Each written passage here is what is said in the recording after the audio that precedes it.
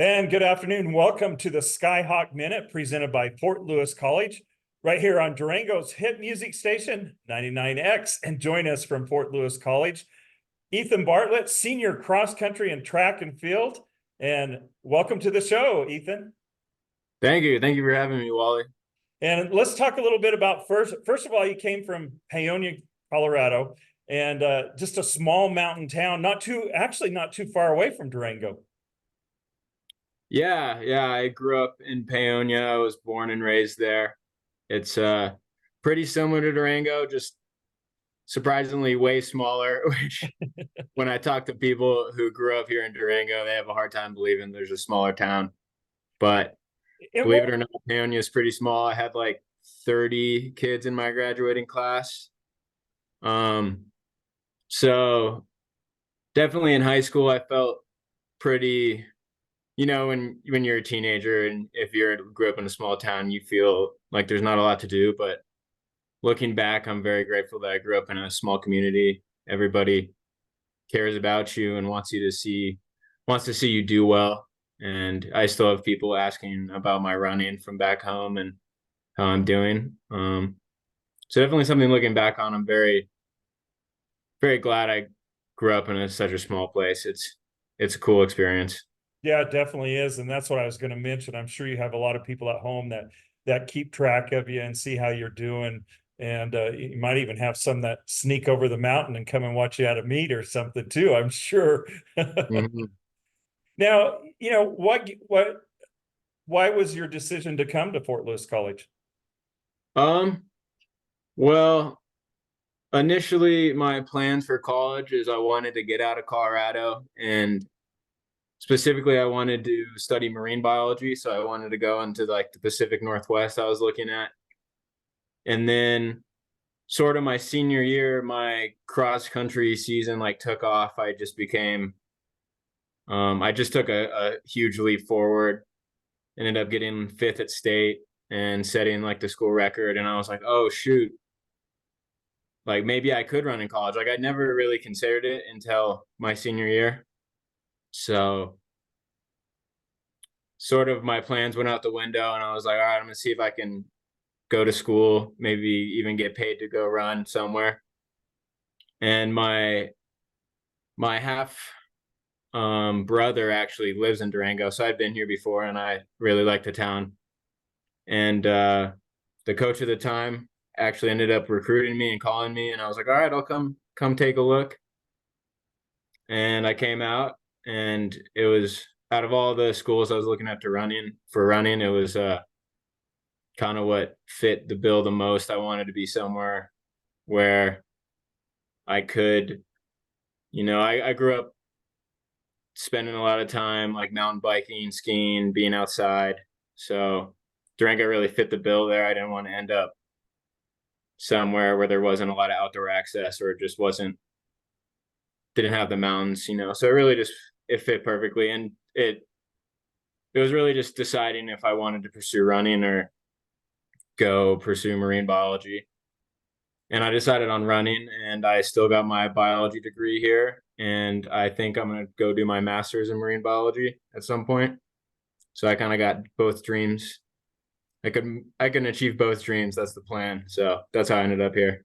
Right, that's pretty amazing. And you talk about just a simple transition. It also had to be a pretty easy transition, running track and you go to even probably just about as high mountain town.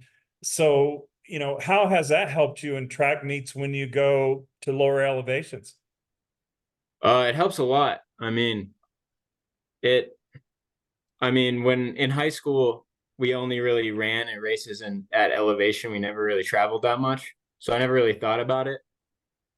And then when I came to college, I started running with a bunch of athletes who were coming from sea level and stuff. And like I came in my freshman class and I definitely wasn't like the stud or anything, but I was like doing way better in workouts than these guys who had like way faster times than me coming in. And it just because they weren't acclimated to that elevation. And it definitely has helped over time. It's pretty amazing because you never really think about it in high school, but in track in college, there's always, when you're racing at elevation, there's always like an altitude conversion Hmm. for the races. And I never realized how much it affects it. But even like we had a race in Albuquerque last weekend, and for the 3K, which I ran, there was like a 15-second time conversion, which is, it's a significant amount of time. So, but yeah, the transition has been easy for me. I think it's only like a couple 100 feet higher here. So I got lucky. Right, right. Now, also, I want to congratulate you because you also made the RMAC All Academic Honor Roll for both cross country and track. And I know you talked about marine biology, and I know that's got to be tough. So, how do you balance your academics and being an athlete? That's got to be tough. Yeah, it's difficult. I mean, I've been lucky. I've always had a coach who's preached that like you're here to go to school first and athletics comes after that. So we've always had that. Um, I've never had somebody like, pressure me to take easy classes because I'm an athlete or something. I've always been encouraged to, I don't know, yeah, stay in STEM and pursue like a harder degree. And it's hard. It's really just comes down to time management, which is, I mean, everybody who goes to college, even if you're not an athlete, you struggle with that. But it almost helps being an athlete in a sort of sense because you get whipped into shape real easily. Like my freshman year, we had 6 a.m. practice every day, so I had to learn to get my homework done early so I could get sleep and get up at 5:30 every morning.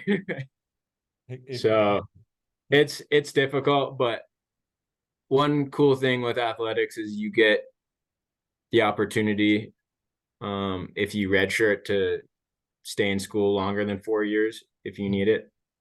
So sometimes you don't have to take like crazy credit loads where you're taking like 16 to 18 credits. So Right, right.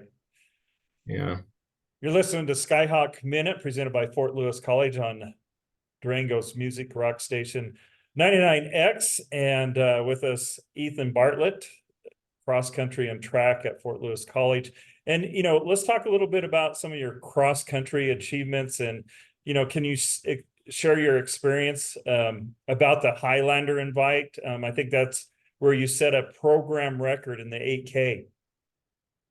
Yeah, that was definitely my personal highlight of my cross country career as I set the school record in the 8K, after just a really long summer of training. That's really where the cross country season is made. It's the off season training. We don't really have an off season because we have to train all summer and then we come into cross country and now we have indoor track and then track after that. So we have like 2 weeks in between, um, like track and then training for cross country and then cross country going into track. And it's really just made in those off seasons. And then I put in a lot of work that summer and it paid off. I definitely wasn't expecting to run as fast as I did, but I was definitely very happy. And that was definitely the highlight of my college career. And then also last season, watching the team go to nationals for the first time was amazing. Unfortunately, it was dealing with some overtraining stuff, and I didn't get to go. I went with them, but I didn't get to race. But it was awesome seeing the guys do some great things down there at nationals. So I'd say both of those things have been the highlight. Right, right. Well, and Like, then also I was going to talk to, about the South Central regionals. You had your personal record in the 10K. That was quite an accomplishment for you too, I'm sure. yeah, for sure. 10K is really hard. That's like what we train for all season. Especially on a cross country course. That is any personal records in the 10K come hard and they're very, very rewarding, I would say. Yeah, and Um, that's a pretty long race, isn't it? yeah, I mean, the for some reason the way the NCAA does it with cross country, we only run two 10Ks, and that's if you go to nationals. So it's the regional race and the nationals race, and then the rest are 8Ks. But that like extra mile is no joke. Definitely feel that one, I'm sure. Yeah, it really separates the boys from men. I don't know. It's brutal. All right, let's talk a little bit about your track and field highlights. And, I think pretty impressive. You placed fourth in the 3K at the New Mexico Collegiate Classic. Talk about what your strategies were in that race to secure that position. For that one, I mean, those indoor races, you really just got to focus on racing the guys in your field. And I mean, it goes so fast. I mean, it sounds like a long race to somebody who doesn't run distance, it's like almost 2 miles, but compared to like a 10K, it goes by real quick. And honestly, there's not a lot of thinking going on. It's more of like just trying to get in that flow state and sticking with the guys in front of you and making moves when you need to. And that one fortunately came pretty easy. I was just locked in, and I think that was one of my first times also running on an indoor 200-meter track, and down in UNM they have like one of the newest indoor tracks in the country. Mhm. And it is fun and it is fast, and you just like the energy down there, you just lock in and go. And you mentioned how it's fast. So how big a difference is it running indoors and outdoors? Um, well, I think technically it's supposed to be slower because there's more turns. It's a 200-meter track versus a 400-meter track. But specifically at New Mexico, it's banked, and that it makes it feel faster. I'm not sure how much it actually changes it. Um, and also you run a little bit different distances because for outdoor track, I run the 5K, and indoor I run the 3K. So it's a little different. So it's definitely like a faster race indoors. But it is a little hard to compare because it's supposed to be slower because there's more turns, but I don't know, it feels faster because you're just ripping through the laps. Right, right. And let's kind of reflect, you're a senior this year, and you're wrapping up your collegiate athletic career. And I know you talked about, we've talked about your personal best and so forth, but is there any other moments that really stand out for you? Um, Other moments that stand out would definitely just be, I don't know, just all the memories I have with the team. It's definitely the part that I remember the most. I mean, the PRs are awesome and stuff, but it's like those bus rides with the guys after like a good cross country race or even on the way there. It's always just there's a lot of camaraderie. And we've always had super high character guys on the team. That's one thing our coach has always been good at is recruiting not just good athletes, but people who are like good humans. So we've always had a good everyone's been pretty close. And definitely those late nights on the bus, we're all just hanging out and talking and telling jokes and telling stories. It's great. So Yeah, great experiences that you'll take later in life, I'm sure. for sure, yeah, it's amazing. You build like um some serious connections that you'll remember forever. Just we've gone through like so much pain together, just every single day, 6 days a week, a lot of early mornings and long nights. So Right, right. Now, what advice would you give a younger athlete on how to balance between, academics and to be a successful athlete? I would say definitely, let's see.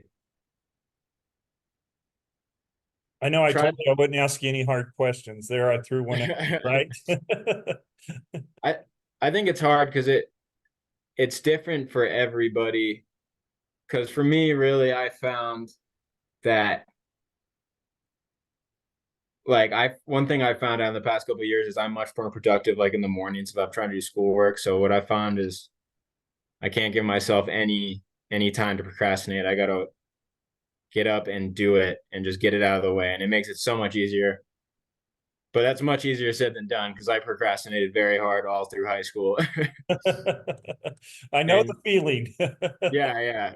But the problem is you just can't really like get away with it in college as much. Um, so I would say just try to get things done earlier than you think, and it just makes it a lot easier. And especially also just talk to your teachers. Like at Fort Lewis, we're very fortunate that since it's such a small school, you can personally get to know your teachers. And I've always had teachers that like understand the extra,